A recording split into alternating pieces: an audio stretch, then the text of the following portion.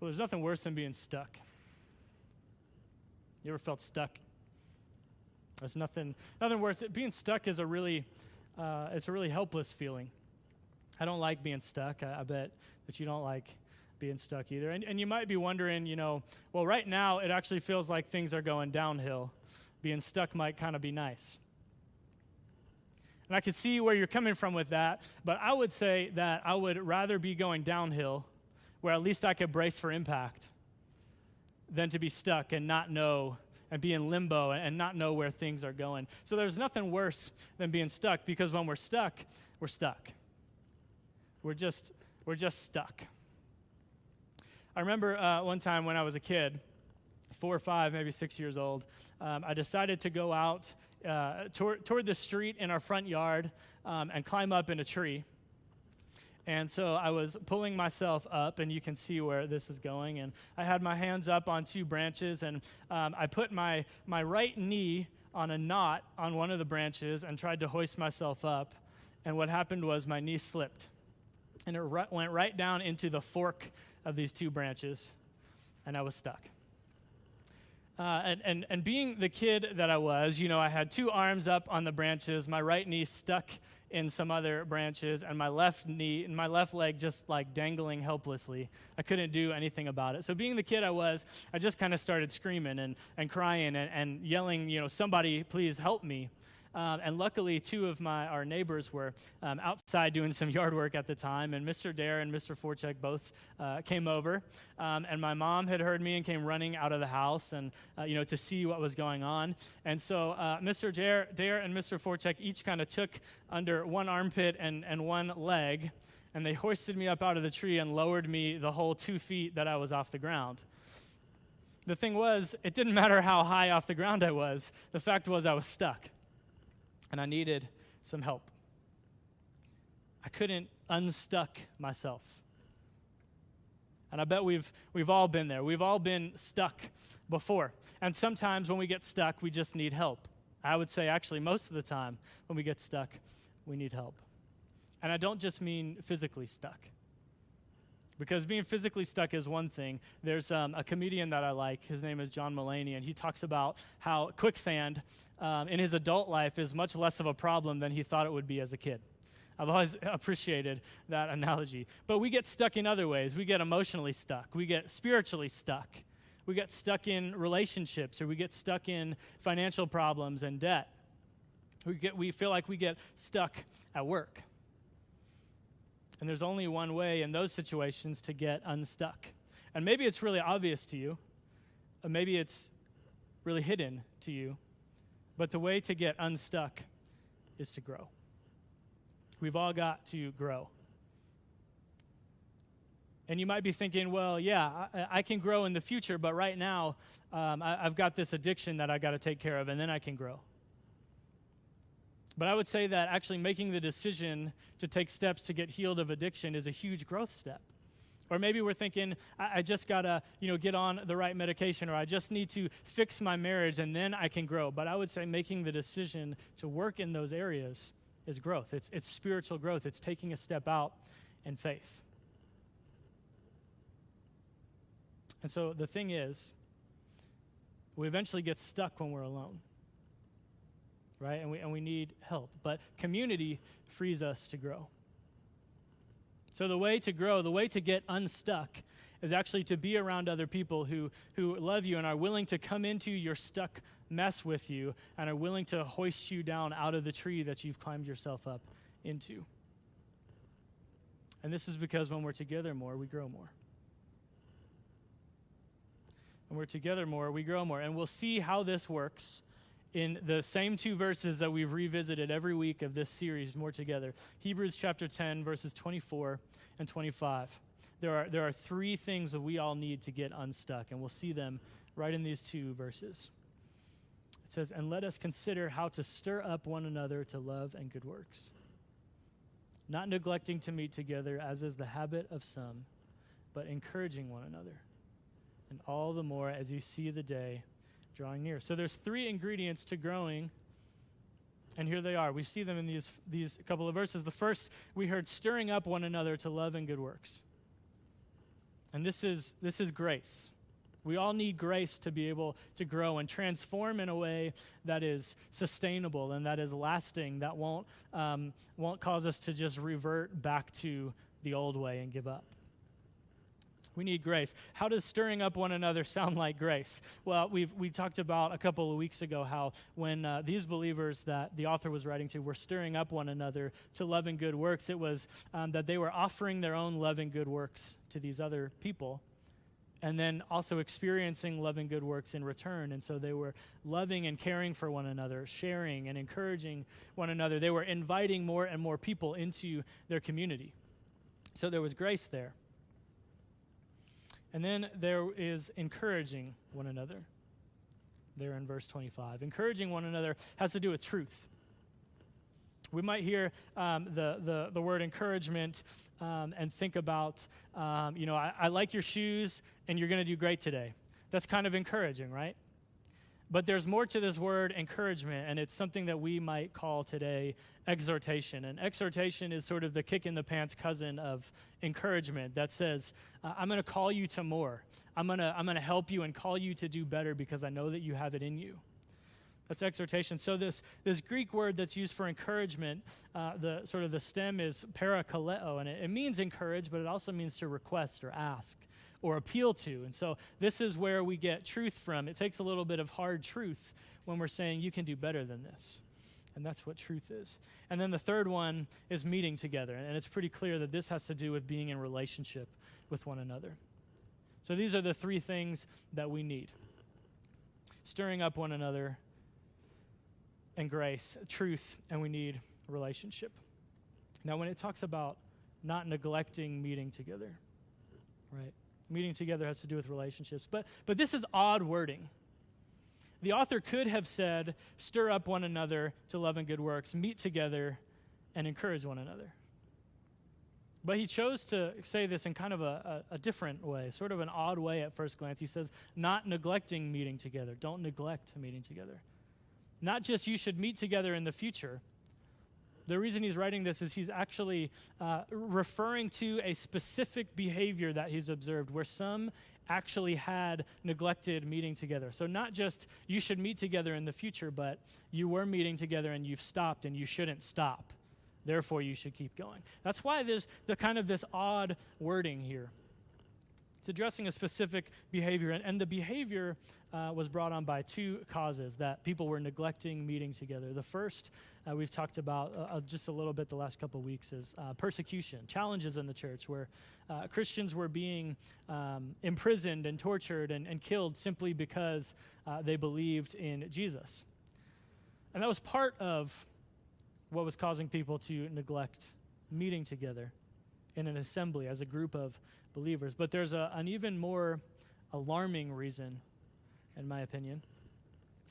And there's a book called The Shepherd of Hermes. And Hermes was a guy who he wrote this in the late 1st century, early 2nd century AD. So really no more than 40 to 60 years after the book of Hebrews was written in the 60s AD. So relatively the same time in the same place that the book of Hebrews was written. And in this book, The Shepherd, he has a few lessons, a couple of stories, and about 10 parables. And in one of the parables, what Hermes writes about, and by the way, he was a slave who was set free in ancient Rome, and he was a Christian, and that's where a lot of his insight came from, having been a slave who was set free. And there's another alarming reason that Christians stopped meeting together. There was a house church that essentially broke up and dissolved in one of his parables. It's very clear what happened. And they stopped meeting together not because of persecution, not because of any other reason, except that they became preoccupied with their business affairs, is what he says. And so essentially what he's saying is we got too busy at work and we stopped meeting together. We stopped prioritizing community. And I think if we're really honest with ourselves, that's not really too different from where we're at today. We get a little busy, we get preoccupied, and we stop meeting together. And often we don't necessarily see this as a problem today. We don't really look at this as a big deal too often. But at this time, the audience that was reading or hearing the book of Hebrews read to them saw this as a big deal. This was a problem because separating from the church, separating from the assembly that was meeting together regularly, was seen as the first step, if not the last step, in apostasy, in leaving the church behind, leaving the belief behind. And so these people recognized that this was a step in the direction of, I no longer hold that faith, or I never really had that faith to begin with. And so I've left it all behind. And this is a big deal because in public meetings, when the church would get together, when believers would get together, what would happen is this was their time to encourage one another. This was their time to teach one another and correct one another and discipline one another. And so what would happen is if you have given up on the habit of public worship, it wasn't too long to follow that you would give up on the habit of private worship and worshiping on your own. And if you had given up the practice of gathering together where you would receive encouragement, you were much more likely to become discouraged. And if you were to give up meeting together where correction and discipline and teaching would happen, well, then it's much more likely that you will stop allowing others to correct you, and you'll become kind of proud of yourself and begin living for yourself instead of the other people in the group, in your community. And this was seen as a major, major problem. This was alarming to the church and alarming to the author of Hebrews. And we see why in Hebrews 10, just the next couple of verses, verses 26 and 27. It says, "For if we go on sinning deliberately after receiving the knowledge of the truth, there no longer remains a sacrifice." What we're seeing here is if we go on sinning deliberately after receiving the knowledge of the truth. See, remember, these were people who had once been meeting together. And so they were in the meetings, they were in the gatherings where people would talk about the truth of the gospel and tell one another about Jesus and encourage one another. And if you've heard that and left it behind after having received knowledge of the truth, it says there no longer remains a sacrifice for sins.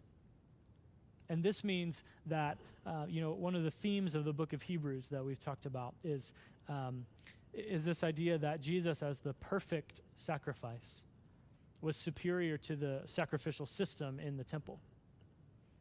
And so what the author is saying is, if you have given up and abandoned the one perfect sacrifice, there is nothing else that can save you.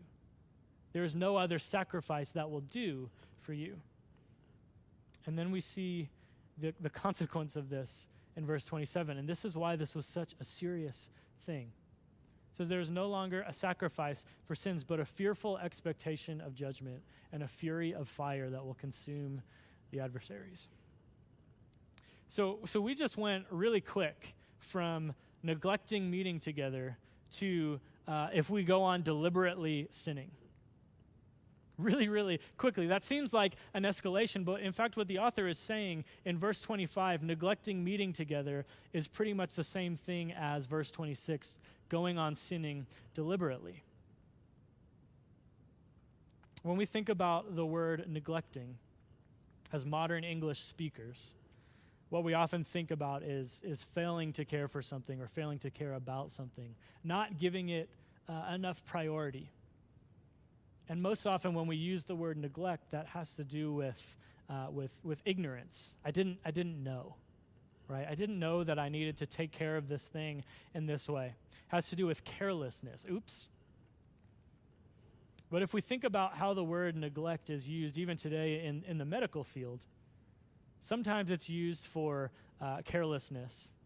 Often it's used for indifference. Like I didn't care about taking care of that thing.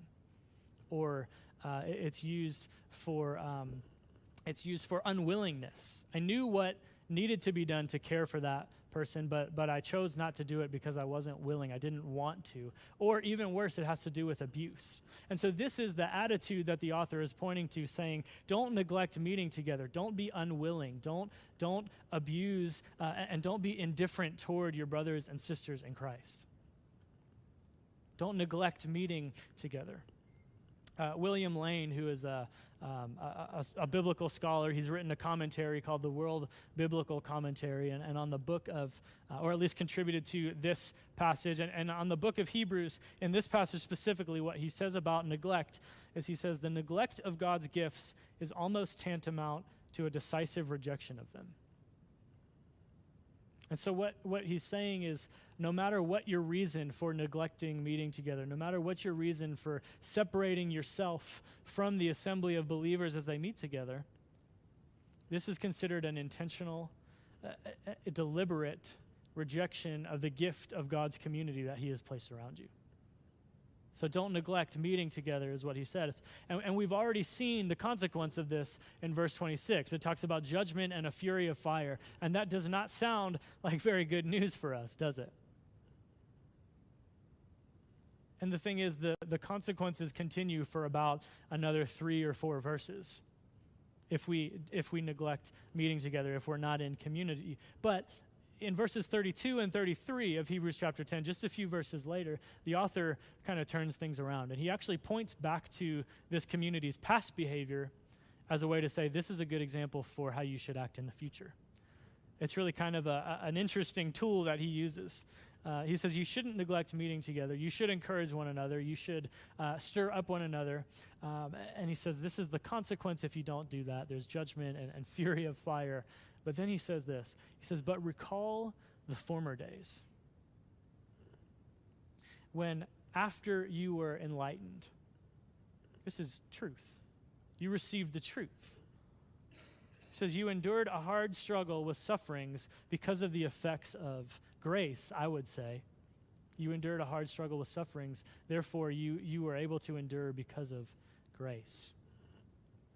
And then he says, sometimes being publicly exposed to reproach and affliction, and sometimes being partners with those so treated. Being partners with those so treated.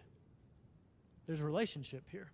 So again, in verses 32 and 33, we see the same 3 things that we need from verses 24 and 25. We need grace, and we need truth, and we need relationship. Because when we're together more, we grow more. And that happens through grace and truth and relationship. And we all need these 3 things. We need all 3 of these things, and they happen best in community. Grace and truth and relationship. And this is why we focused so much over this summer, and really talking about it over the last few weeks and again next week, why we're looking into and digging into our life group model and this strategy for life groups here at Sunrise. Not just because these are the way that we believe we will most effectively move the mission forward, but also because this is how we all will best grow with one another. Grow closer in community to one another, closer to God.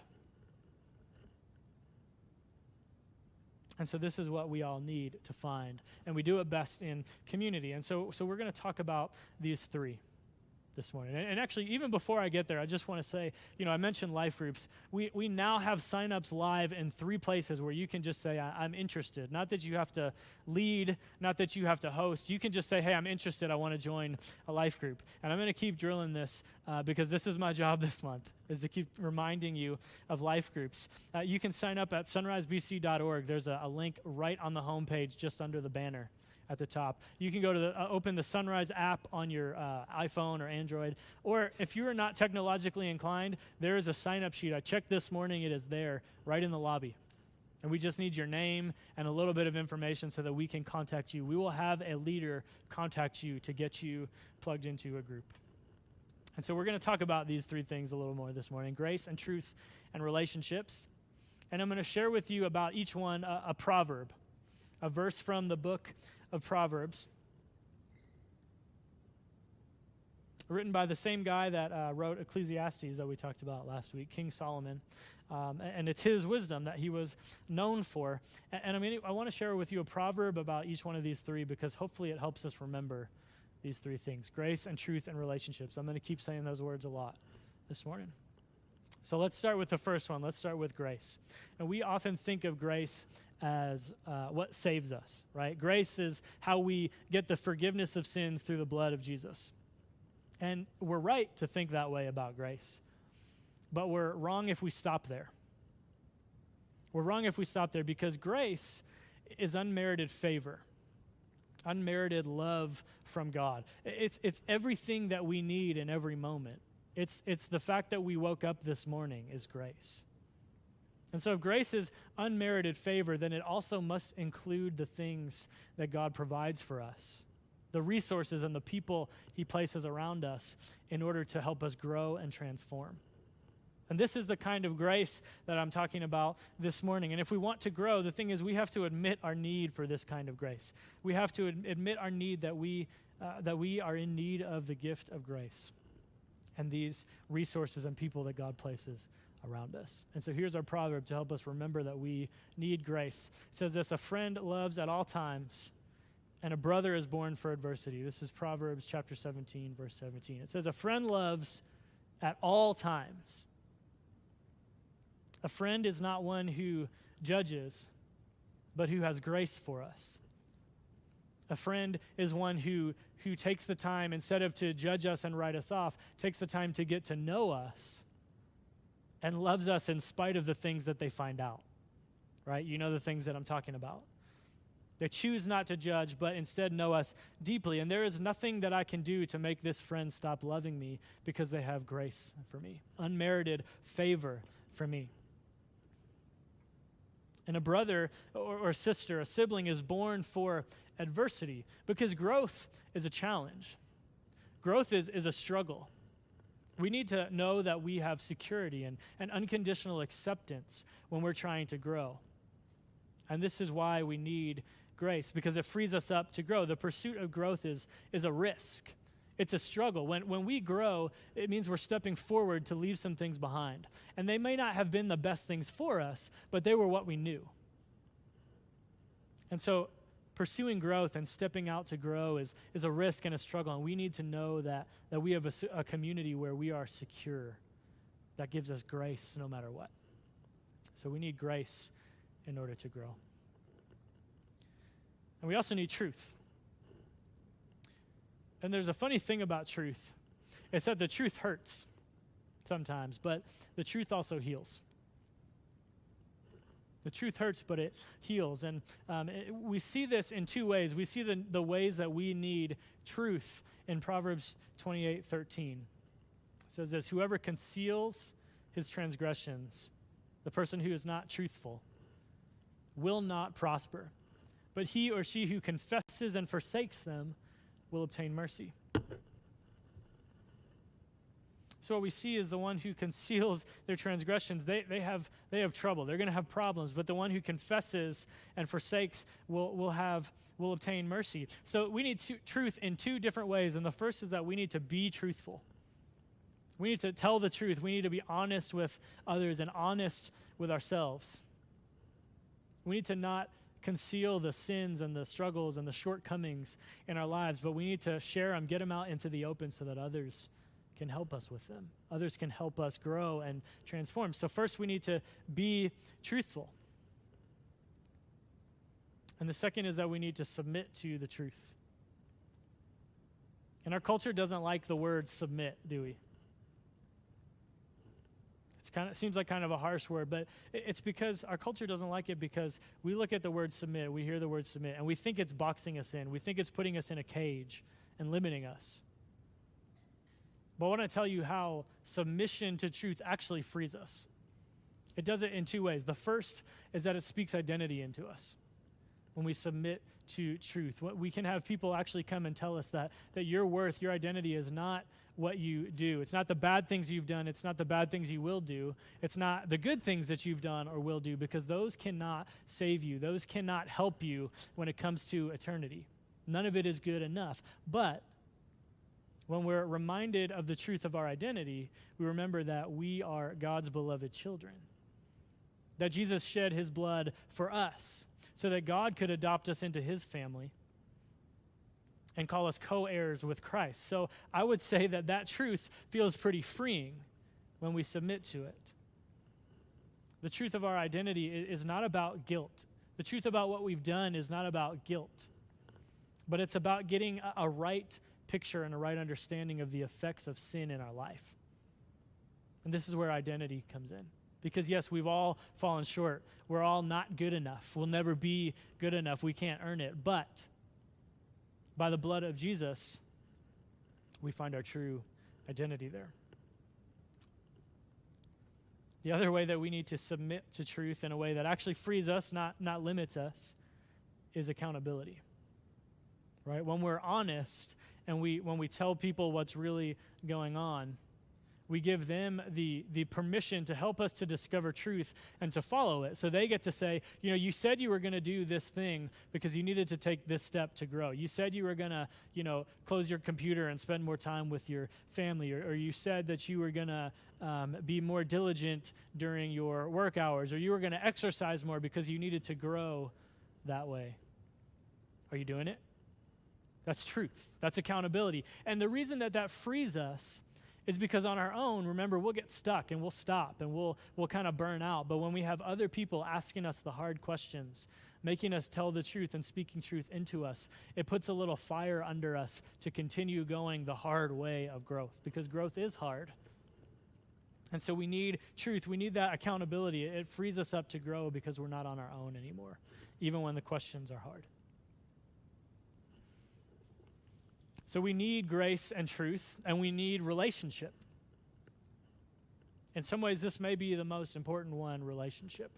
Doctors Henry Cloud and John Townsend have written several books together about spiritual growth and growth in general.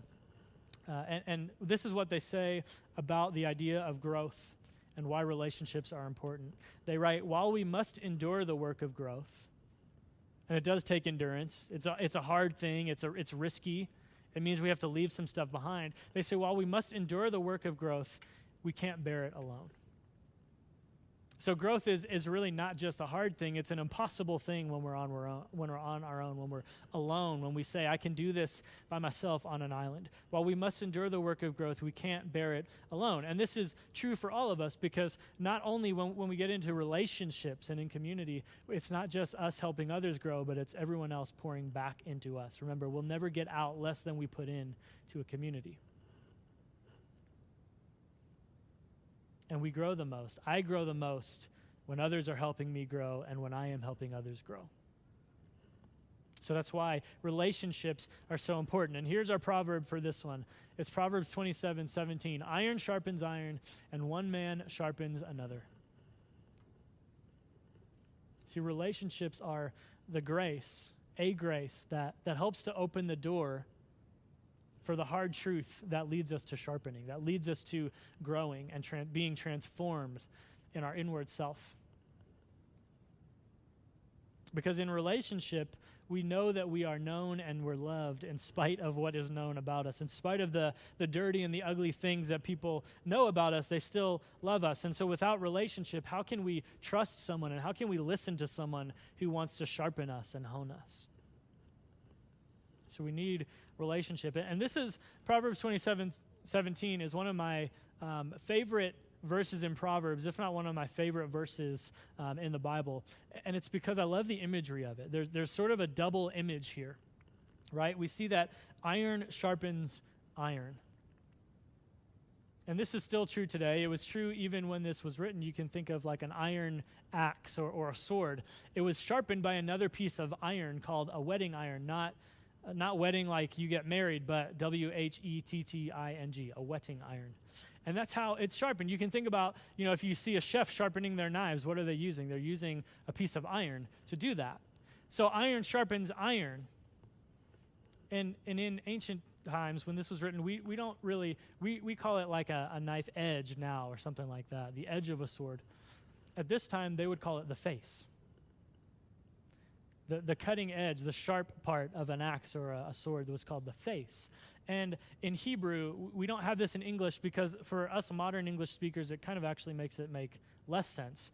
But the original Hebrew language says iron sharpens iron, and one man sharpens the face of another.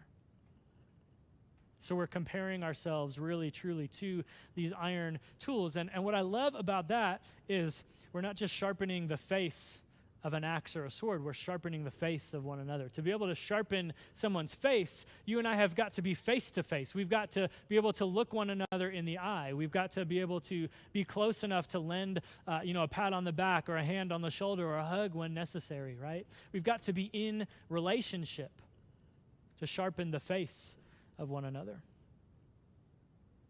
And in relationship, then we are able to trust one another in a way where we can hone and shape one another's character. We sharpen the face of one another, and that's why we need relationship. And the thing is, we can best experience grace and truth in relationship, and we need all three to grow. Because when we're together more, we grow more. And I want to share with you this morning an experience from my own life and why this is so important to me, why these three things matter to me. And it's because without grace and truth and relationship, I really don't know where I would be. There was a time in my life a few years ago when it seemed like everything in my life was going the wrong way. And then I come to the conclusion that the reason everything was going the wrong way was because it was my fault. And as I went down that road, I began to wonder to myself, wouldn't all of these things just be better if I wasn't here? And that was a really scary place to be. But it was because of a relationship that I had with a guy named Joshua, who also happened to be my boss at the church where I was working at the time, and that'll come back to the story a little later. It was because of my relationship with such a close friend. We would spend, hours and hours together every week planning and doing ministry beside one another. It was because of that relationship that I was actually able to go into his office one day and tell him what I was experiencing and what I was feeling and going through. And in that moment, what there wasn't any of was judgment. But there was grace. Where there was no ridicule, there was no, you need to figure this out or you should be better than this. It was, I love you and how can I help you? I hate this for you. It was relationship and grace. And then he began to speak truth into me where he would remind me of my identity. And then he said, you have to go and tell somebody else. And I said, what do you mean? I just had some truth, right? I had this experience where I offered some truth. And he says, you've got to do it again. You've got to offer truth again. And he took me to another close friend of ours and a mentor and a coach for us, whose name was Chris. And we're sitting across the lunch table, and Joshua is right next to me because this is our relationship. And as I begin to tell Chris about this experience and what I'm walking through, I break down at the table and I give Joshua this nod, and he knew what I was saying, and what he did was he actually became my voice when I couldn't muster my own. When I broke down and couldn't really share with Chris what was going on because I just couldn't find the strength, Joshua was my voice for me. That was our relationship. And it might be like, when one person shares relationship and grace and truth, that might be a fluke, right? In our own minds. That might be a fluke. This is a special person.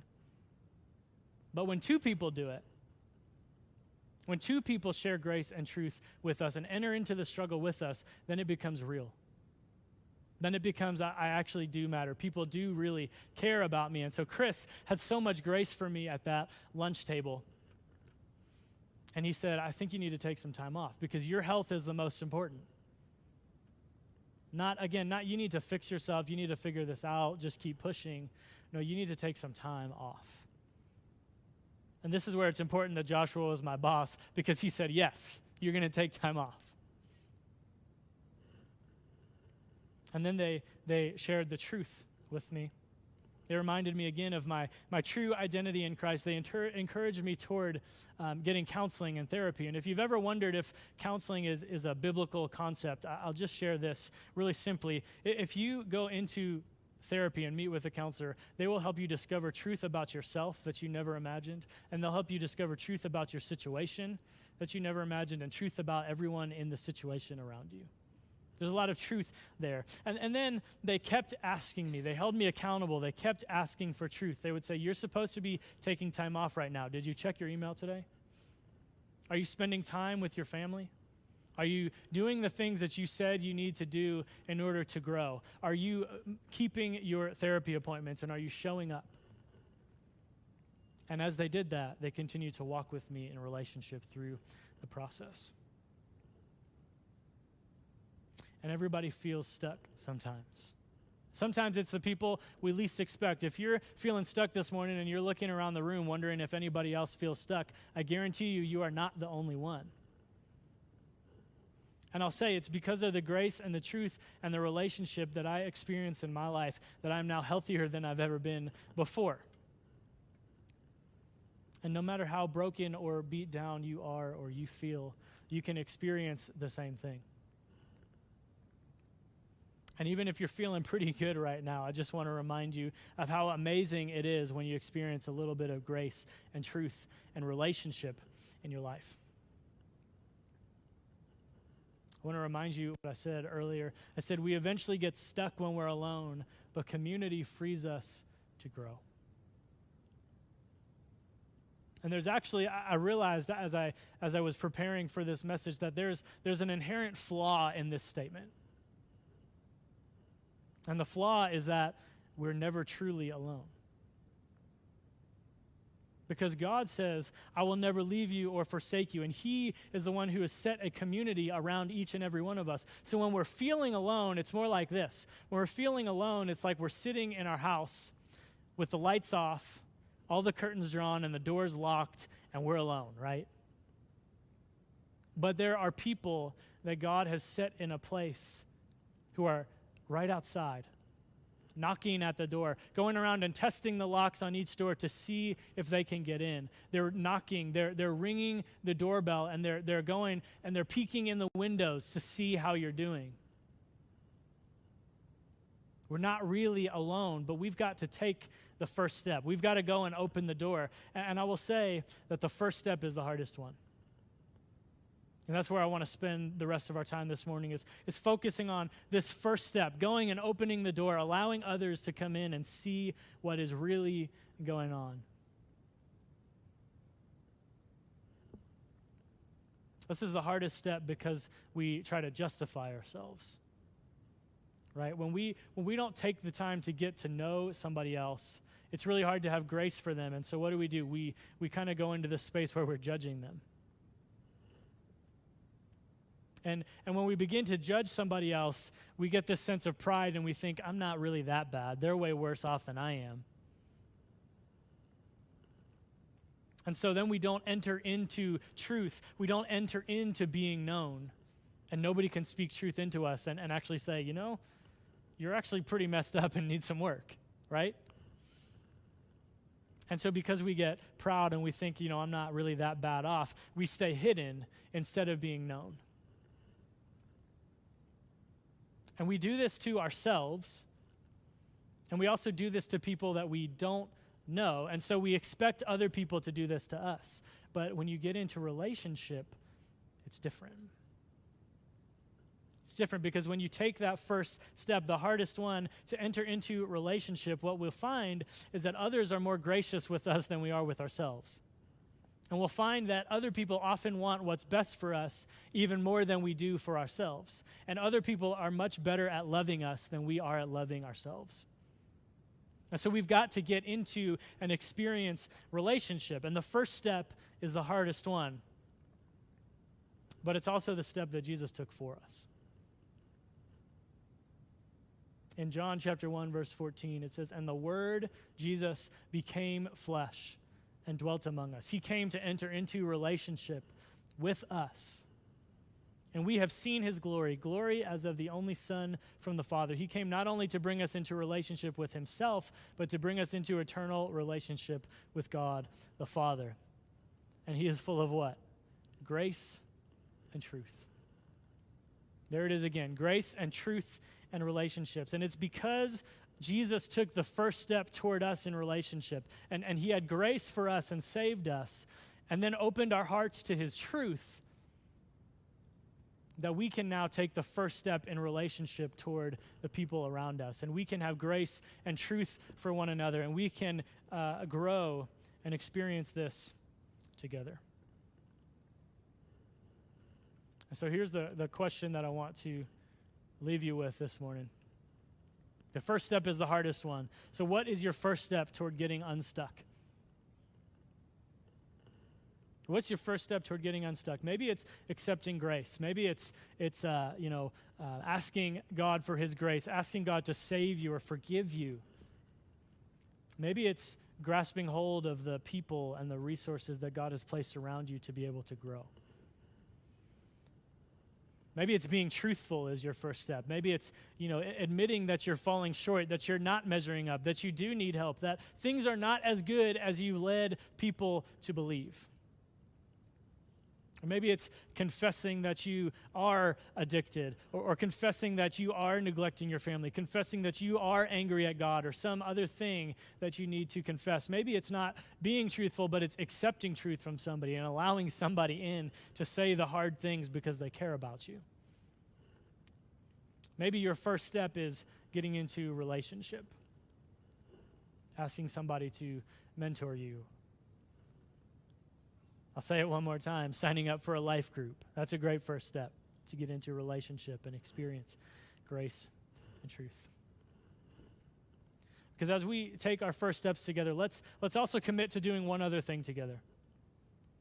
All right, let's commit this morning to taking that first step toward getting unstuck. And let's commit one other thing to each other, is that as we all take our first steps together with one another, we will also have grace and truth for one another, and not judgment for one another. But we'll open ourselves up to be vulnerable and experience relationship with one another. Deep relationship. Because we all need that. We all need these three things: grace and truth and relationship. And we all need each other. And with those things, we'll grow together.